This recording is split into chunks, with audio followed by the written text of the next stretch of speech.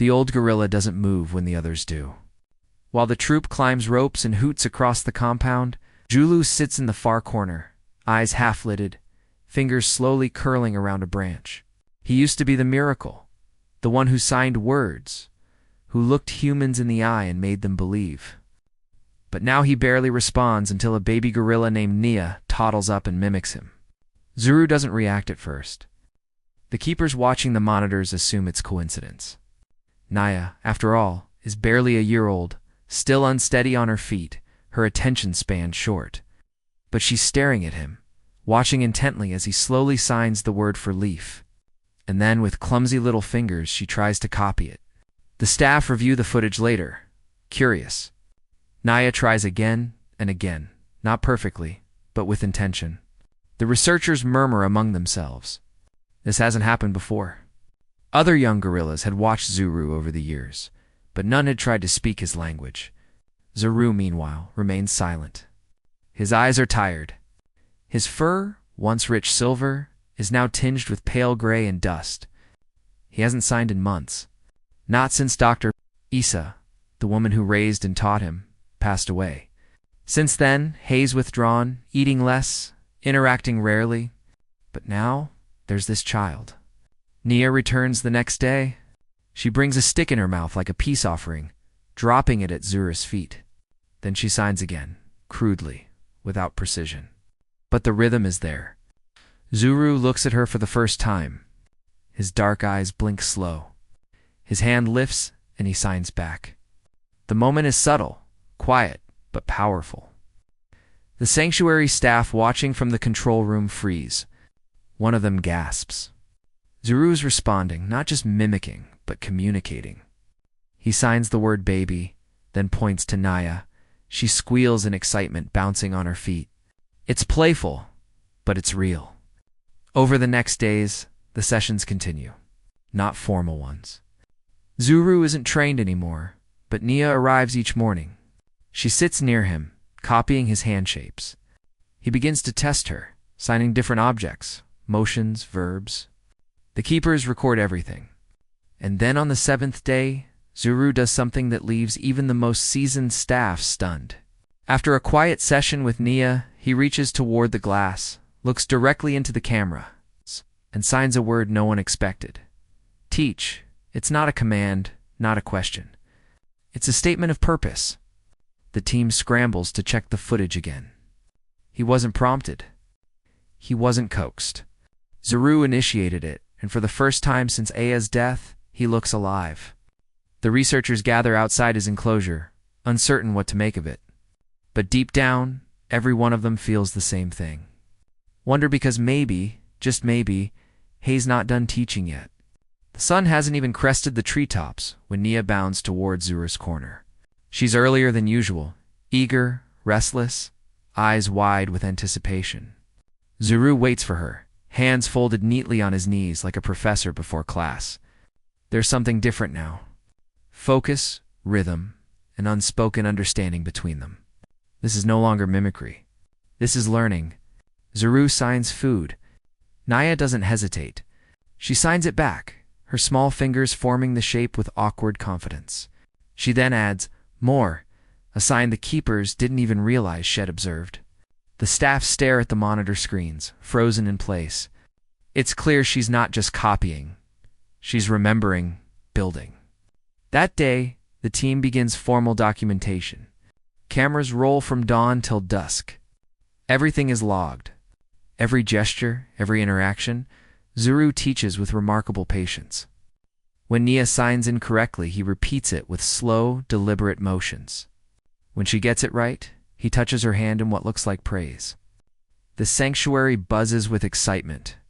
Researchers huddle around whiteboards mapping Nia's vocabulary. At night, they review footage frame by frame. Mouths agape at the consistency of her signs. She's up to 15 words within a week, then 23. But it's not just vocabulary. Late one evening, the infrared cameras pick up something remarkable. Zuru and Nia sit beneath the platform beams, illuminated only by the red hue of moonlight through the canopy. He begins signing a fluid, almost musical sequence. Sleep, baby, safe. It takes a moment, but Naya responds. Her signs are broken, sloppy, but unmistakably in response. Love you. The room watching the feed goes silent. No one speaks. They're witnessing a conversation. By morning, the footage has been clipped and sent to linguists around the world. Some say it's conditioning. Others call it rudimentary language acquisition. But one thing is undeniable. Nia is initiating communication actively, emotionally.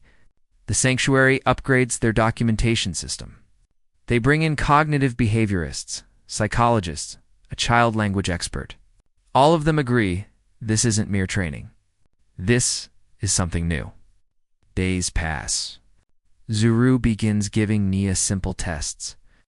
He signs where, then hides a piece of fruit under a bucket. Nia finds it instantly. He signs hug. She leans in and presses her head against his chest. The crowd of scientists behind the glass breaks into spontaneous applause. And then she begins pointing to symbols, flashcards, photos. Banana, outside play. She even begins grouping signs. Want more? You go. Food now. It's unprecedented. The team debates whether to go public. Some argue it's too soon. Others believe this is a turning point in animal cognition. Eventually, they decide to publish, but only after one final session. In that session, Zuru signs family. Nia pauses, looks at him with a strange expression, then signs me you and places her hand over her heart. The room erupts. Someone weeps. Zuru doesn't smile, but there's a look in his eyes. Pride maybe, or something deeper. As the cameras continue to roll, the team prepares to share the story with the world, but they have no idea what's coming next. The sanctuary's press release hits the internet at 8:01 a.m. by 8:37. It's trending worldwide. A baby gorilla signing words, conversing with an elder. Skeptics call it clickbait. Scientists call it historic, but no one is prepared for what happens next. It's a routine morning. Cameras are on. Zuru sits in his usual spot, brushing a strand of straw from Nia's fur. A researcher outside the glass prompts them gently, sliding a flashcard under the window. Family Zuru sees it. His hands move slowly, deliberately signing the word family. Nia watches. Then she does something no one expects. She looks up at Zuru, her eyes wide, her lips part, and she makes a sound. Oma, barely audible. A breath, a murmur, but everyone hears it. Silence falls in the control room. The camera operator jolts upright. One researcher drops her pen. Another rewinds the audio, plays it back slower, louder. Homa! The room explodes. Within hours, the clip is everywhere. News stations, social media, late-night television. Linguists begin analyzing the phonetics. Some say it's nonsense. Others insist it closely resembles home or mama. The pronunciation is rough, fragmented, but undeniably intentional. The debate ignites. Is this mimicry, coincidence, or a cognitive breakthrough? Neuroscientists fly in. Experts in animal communication arrive with notebooks, recorders, eyes wide with curiosity. Zuru and Nia become the most observed beings on the planet. Every gesture, every breath, every glance is dissected. Meanwhile, the sanctuary tightens protocols. Observation becomes non-intrusive. Emotional stress is monitored, but the pressure builds. They run voice spectral analysis, sonograms, AI vocal recognition. The results are staggering. The murmur shares key tonal features with human speech, vocal cord vibration, intentional pacing, most surprisingly, emotional modulation. Nia doesn't repeat it again that day. But the world has already changed. Headlines scream across platforms. Has a gorilla just spoken a human word? The child who murmured home, science or sentiment? The gorilla who might be talking, protests erupt. Accusations of digital manipulation. Petitions to release all primate research footage to the public. Late-night comedians joke about talking apes. But beneath the laughter, there's unease. What does it mean if gorillas can talk? Inside the sanctuary, Zuru seems unaffected. But Nia, she's different. Quieter, watchful. She signs less that day. She hides behind Zuru when staff approach. It's as if she knows the world is watching, and she doesn't like it. Still, the footage won't go away. Universities demand access. Documentarians call non-stop. The sanctuary director holds a press conference, voice shaking. We are witnessing something we don't fully understand. We urge caution, but also wonder. Zuru signs less too.